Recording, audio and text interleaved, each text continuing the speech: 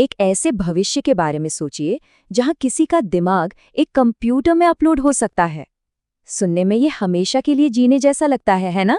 पर क्या ये वाकई इतना सीधा है? या क्या हो अगर ये प्रक्रिया एक नई शुरुआत नहीं बल्कि एक अंत हो? तो यही है वो बड़ा सवाल जिसे आज हम खंगालने वाले हैं। जरा सोचिए, अगर किसी के दिमाग की एक बिल्कुल परफेक्ट डिजिटल कॉपी बना दी जाए, जिसमें हर याद, हर सोच, हर भावना, सब कुछ हो, तो क्या वो सच में वही इंसान होगा? या फिर सिर्फ एक बहुत ही एडवांस्ड नकल? हम जिस चीज की बात कर रहे हैं उसे कह सकते हैं एक डिजिटल आत्मा। मतलब किसी के दिमाग का एक सटीक डिजिटल क्लोन जो एक कंप्यूटर में रहता है। इसमें उस इंसान की पहली याद से लेकर आज सुबह क्या सोचा था सब कुछ शामिल है। जैसे कि पूरी की पूरी पहचान को कोड में बदल दिया गया हो। और ये आइडिया इतना लुभावना क्यों है? सीधी सी बात है, क्योंकि ये एक बहुत बड़ा वादा करता है डिजिटल अमरता का। शरीर तो खत्म हो सकता है, लेकिन चेतना वो हमेशा के लिए जिंदा रहेगी। पर क्या ये सच में अमरता है या फिर कुछ और? इस रहस्य को सुलझाने के लिए हमें थोड़ा सा इतिहास में जाना होगा, एक बहुत पुरानी दार्शनिक पहेली की तरफ। हमारी इस जांच का पहला सुराग है थिसियस का जहाज। ये एक क्लासिक सवाल है। कल्पना कीजिए कि एक बहुत ही मशहूर जहाज है। अब सालों साल उसके लकड़ी के तख्ते खराब होते जाते हैं और उन्हें एक एक करके बदला जाता है। और एक दिन ऐसा आता है जब उस जहाज का एक भी असली तख्ता नहीं बचता। तो क्या अब भी वो वही जहाज है? ये पूरी प्रक्रिया कुछ ऐसी दिखती है। हम एक असली जहाज से शुरू करते हैं, फिर उसका एक तख्ता बदला जाता है। समय के साथ और तख्ते बदले जाते हैं और बदलते बदलते एक दिन ऐसा आता है कि सारे हिस्से नए हो जाते हैं। सवाल तो वही रहता है, वो क्या चीज़ है जो उसे वही जहाज बनाती है? अब सवाल ये है कि ये पहेली हमारे लिए इतनी ज़रूरी क्यों है? क्योंकि जहाज की तरह ही हमारे शरीर की भी लगभग हर कोशिका कुछ सालों में बदल जाती है। फिर भी हम में से कोई भी सुबह उठकर ये महसूस नहीं करता कि वो कोई और बन गया है। तो वो कौन सा अटूट धागा है जो हमारी पहचान को बनाए रखता है? और यही सवाल हमें हमारी जांच के सबसे बड़े सबूत की ओर ले जाता है, टेलीपोर्टेशन की समस्या।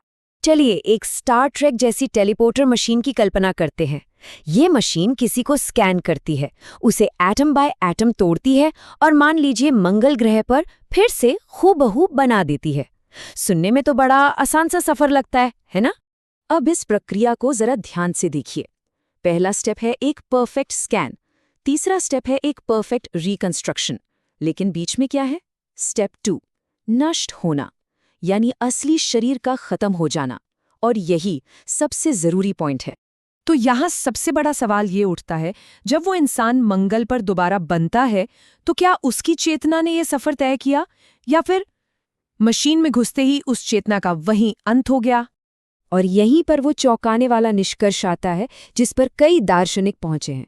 जो असली इंसान मशीन में कदम रखता है, उसके नजरिए से ये कोई यात्रा नहीं है, ये एक अंत है, ये मृत्यु है।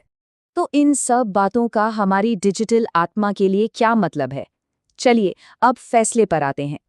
देखिए, जो सबसे जरूरी बात है समझने की, वो है चेतना का अटूट प्रवाह।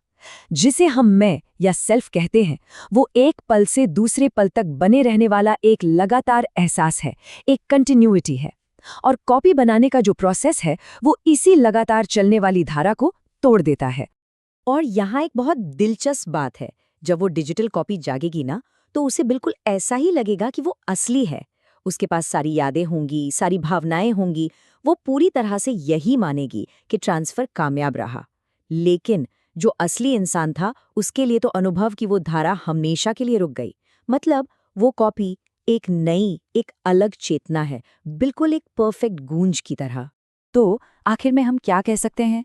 डिजिटल अपलोडिंग का वादा तो अमरता का है कि आप हमेशा जिंदा रहेंगे, लेकिन हकीकत क्या है? हकीकत है विरासत की। आपकी एक सटीक कॉपी आगे जिंदा रहेगी, पर वो एक अलग अस्तित्व होगी। आपकी यात्रा खत्म होती है और उसकी शुरू होती है। तो हम घूम फिरकर वहीं आ गए जहां से शुरू किया था, लेकिन अब एक गहरी समझ के साथ। दिमाग की एक डिजिटल कॉपी एक ऐसी विरासत बना सकती है जो शायद हमेशा के लिए रहे, पर ये अपने पीछे एक बहुत बड़ा सवाल छोड़ जाती है।